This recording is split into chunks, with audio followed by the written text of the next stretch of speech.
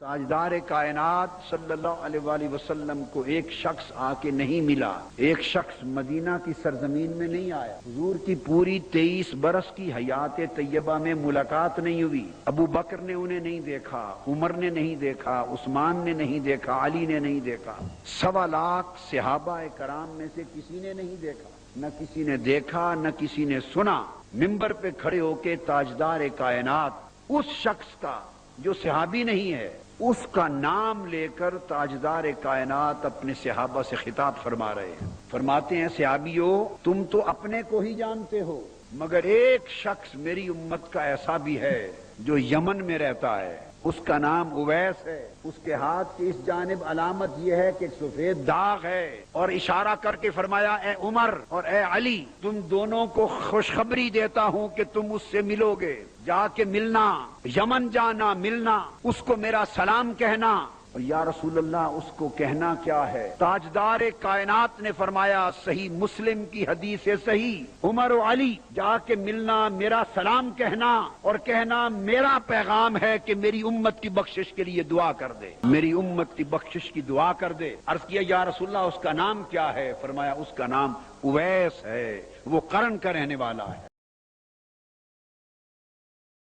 صحابہ کرام کی مجلس ہے، آقا نے دعا کے لیے ہاتھ اٹھا دی، عرض کیا باری تعالیٰ اللہم بارک لنا فی شامنا ولنا فی یمننا، اے اللہ ہمارے ملک شام میں برکت دے اور ہمارے ملک یمن میں برکت دے۔ پھر کسی نے آواز دی یا رسول اللہ ولنا فی نجدنا، ہمارے نجد کے لیے بھی دعا کر دیں۔ صحیح بخاری میں ہے، صحیح مسلم میں ہے، متفق علیہ حدیث، اور صحاح ستہ میں، تصویر کتب میں۔ عرض کہ یا رسول اللہ یمن کے لیے دعا کی، شام کے لیے دعا کی، ہمارے نجد کے لیے بھی دعا کر دی۔ آپ نے بات نہیں سنی، پھر فرمایا اللہم بارک لنا فی شامنا ولنا فی یمننا۔ اس نے پھر کہا ولنا فی نجدنا، ہمارے نجد کے لیے بھی دعا کر دیں۔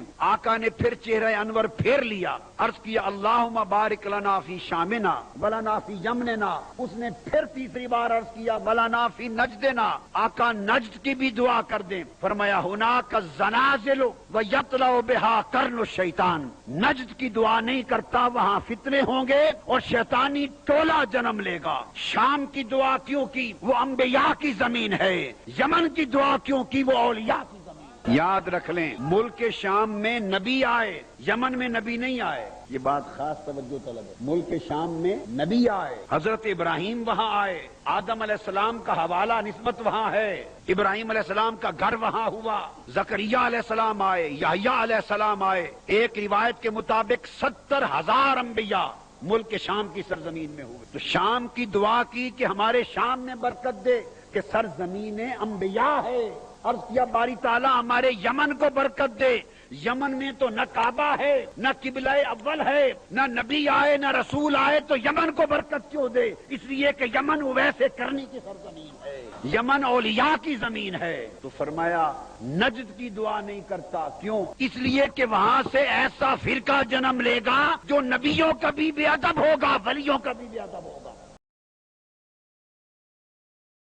سورہ مائدہ میں اللہ پاک نے ارشاد فرمایا انما ولیکم اللہ، اب ولی، ولایت اور اولیاء قرآن سے، فرمایا تمہارا ولی اللہ ہے۔ فرمایا لوگوں تمہارے 3 قسموں کے ولی ہیں، سب سے پہلا ولی تمہارا اللہ ہے، پھر فرمایا وَرَسُولُهُ، اور پھر تمہارا ولی رسول ہے۔ تو آپ نے دیکھا عقیدے کی بات کہ ولی اللہ کا لقب، اللہ کی صفت، اللہ کا نام۔ اللہ رب العزت نے اسی ایک آیت میں جہاں خود کو ولی کہا وہاں اپنے رسول کو ولی کہا۔ شرک ہو گیا؟ ادھر اللہ بولتا ہے میں ولی ہوں، اور ساتھ میں نہیں بولتا، اللہ خود بولتا ہے میرا رسول بھی ولی ہے، ولایت میں شریک کر دیا۔ پھر فرمایا والذین آمنوا، اور اللہ ولی، رسول ولی، اور جو کامل ایمان والے ہیں جنہیں اولیاء کہتے ہیں وہ بھی ولی۔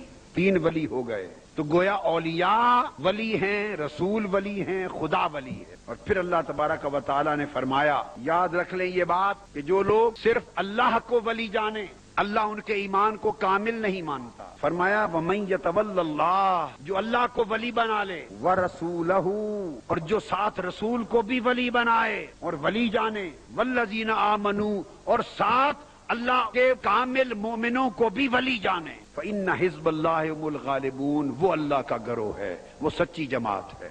تو سچی جماعت اور حزب اللہ، اللہ کا گروہ وہ ہے جو اللہ کی ولایت پر بھی ایمان رکھے، رسول کی ولایت پر بھی ایمان رکھے اور ولیوں کی ولایت پر بھی ایمان رکھے۔ اب اس کو اللہ رب العزت نے بیان جو کیا، اس کا ذکر اب میں سورہ کہف سے آپ کو اس کا احوال بیان کرتا ہوں، اور فرمایا الا ان اولیاء اللہ لا خوف علیہم ولا هم یحزنون۔ یہ سورہ یونس میں سے پھر جو اللہ کے ولی، پہلے فرمایا اللہ ولی، پھر فرمایا رسول ولی، پھر فرمایا الا ان اولیاء اللہ لا خوف علیہم ولا هم یحزنون۔ پھر بہت سے مومن متقی جو اللہ کی محبت کا سودا کر لیں، جو تقوی کا سودا کر لیں، جو حب دنیا کو دل سے نکال دیں، حب الہی کو دل میں بسا لیں، جو زہد فی دنیا میں آ جائیں، جو اللہ سے تعلق جوڑ لیں، جو اللہ کی اطاعت میں فنا ہو جائیں، جو اللہ کی بندگی میں فنا ہو جائیں، جو ابدیت میں فنا ہو جائیں، جو اپنے رخ دنیا سے ہٹا کر مولا کی طرف موڑ لیں، تو جو بندہ مولا کی طرف رخ کر لیتا ہے، خدا کی قسم خدا اپنا رخ اس کی طرف کر لیتا ہے۔ پھر کیا ہوتا ہے؟ جس بندے نے رخ خدا کی طرف کیا وہ خدا کا ولی ٹھہرا، اور جب خدا نے اپنا رخ بندے کی طرف کر لیا تو خدا بندے کا ولی ٹھہرا۔ ولایت دوہرا رشتہ ہے، بندہ خدا کا ولی ہے، خدا بندے کا ولی ہے۔ صحیح بخاری میں حدیث ہے، صحیح مسلم شریف میں حدیث ہے، آقا علیہ الصلوۃ والسلام نے فرمایا کہ میری امت میں 70,000 افراد ایسے ہوں گے، اللہ کے ولی ہوں گے، اور وہ جنت میں بغیر حساب و کتاب کے داخل ہوں گے۔ یہ مسلم شریف سامنے رکھ کر آپ کو حدیث بتا رہا ہوں، اور بخاری شریف سامنے رکھ کر حدیث پڑھ رہا ہوں۔ کتاب الرقائق اور صحیح مسلم کتاب الایمان، بخاری مسلم کی متفق علیہ حدیث عن سہل بن سعد رضی اللہ تعالی عنہ ان رسول اللہ صلی اللہ علیہ وسلم قال ليدخلن الجنہ من امتی 70,000، فرمایا میری امت سے 70,000 لوگ، اور دوسری حدیث میں فرمایا بغیر حساب ولا کتاب۔ بخاری مسلم شریف میں باب قائم ہے، امام مسلم نے باب قائم کیا کہ حضور کی امت کے وہ ولی جو بغیر حساب و کتاب کے جنت میں جائیں گے، متفق علیہ حدیث، فرمایا 70,000۔ اور اب جو صحیح بخاری اور مسلم کی حدیث دے رہا ہوں، سہل بن سعد الساعدی راوی ہیں، فرمایا 70,000، اور حدیث میں راوی کہتے ہیں قال او 700,000، 700,000، فرمایا 7 لاکھ افراد ہوں گے۔ ایک حدیث میں فرمایا 70,000، دوسری روایت میں راوی کہتے ہیں فرمایا 7 لاکھ افراد آقا علیہ السلام نے فرمایا جنت میں جائیں گے، اور بغیر حساب و کتاب کے جنت میں جائیں گے۔ اور پھر کیسا ہوگا؟ پہلی حدیث میں فرمایا 70,000 جنت میں جائیں گے، اور ان میں سے ہر ایک 1000 کا عالم کیا ہوگا؟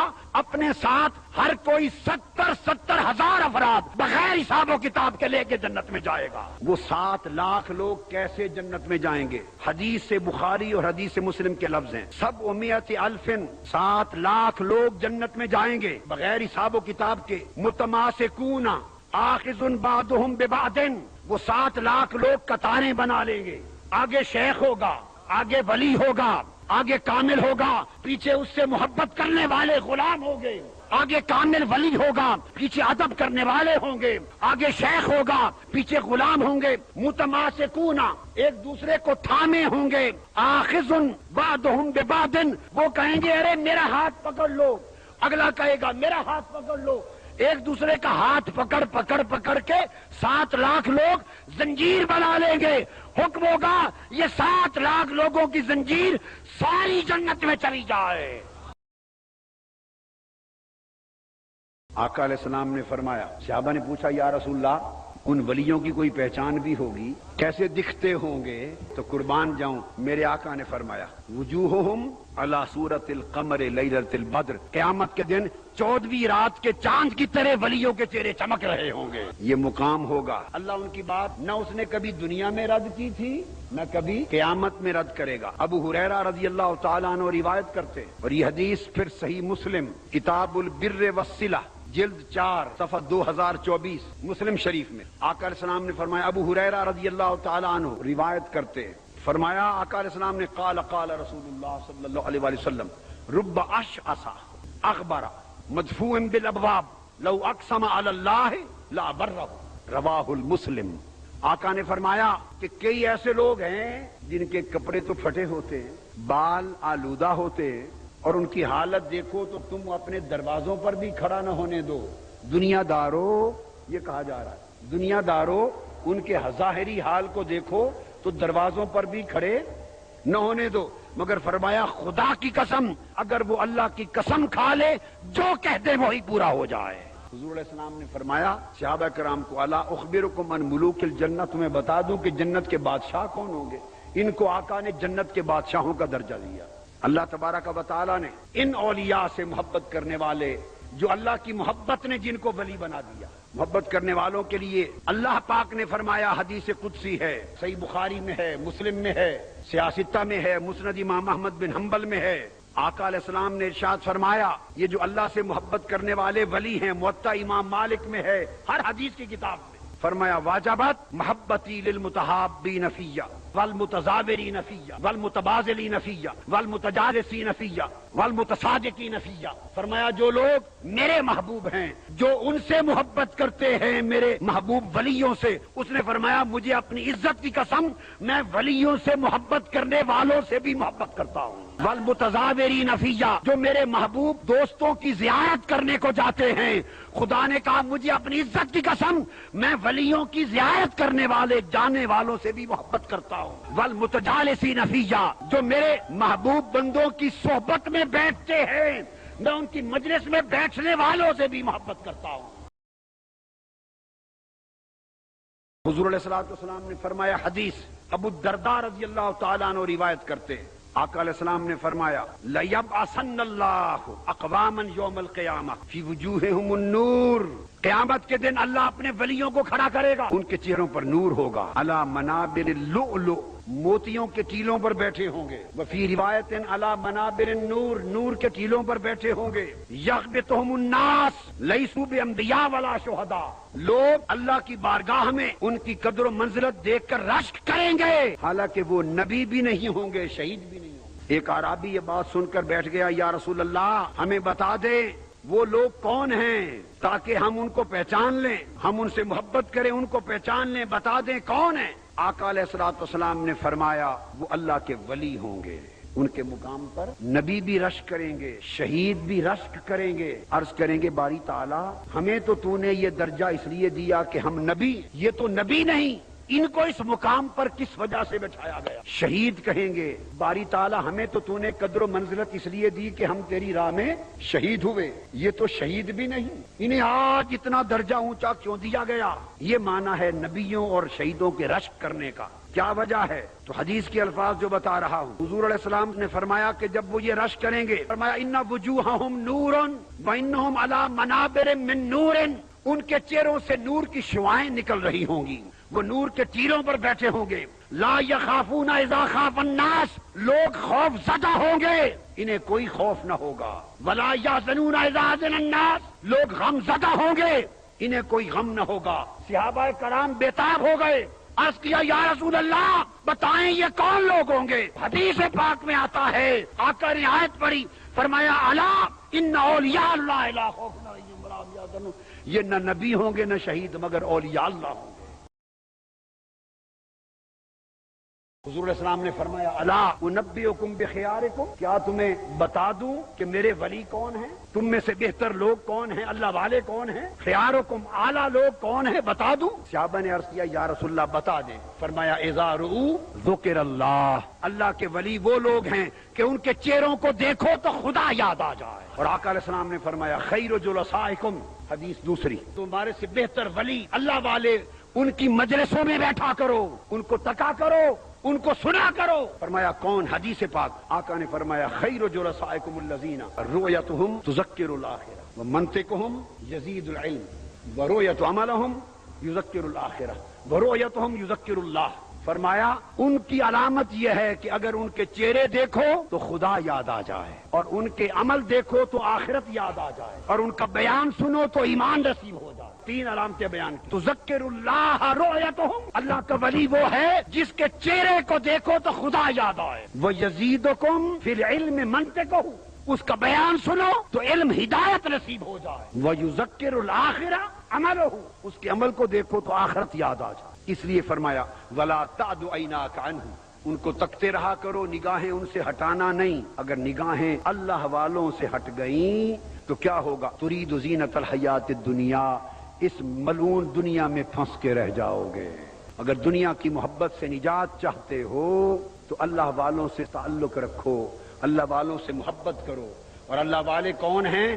جن کے دل میں اللہ رہتا ہے، دنیا نہیں رہتی۔ اللہ کے ولی کون ہیں؟ وہ جن کے دل میں اللہ رہتا ہے، دنیا نہیں رہتی۔ جن کے دل میں اللہ کی محبت ہے، دنیا کی محبت نہیں ہے۔ جنہوں نے دل کے رخ ہر سمت سے ہٹا کر بولا کی طرف کر دیے، اور فرمایا وَلَا تُطِعْ مَنْ أَغْفَلْنَا قَلْبَهُ عَنْ ذِكْرِنَا، اور جو لوگ غافل ہو گئے ہیں ہمارے ذکر سے، ان کے پیچھے نہ جایا کرو۔ غافلوں کے پیچھے نہ جاؤ، تمہیں غافل کر دیں گے۔ ذاکروں کے پیچھے جاؤ، تمہیں ذاکر کر دیں گے۔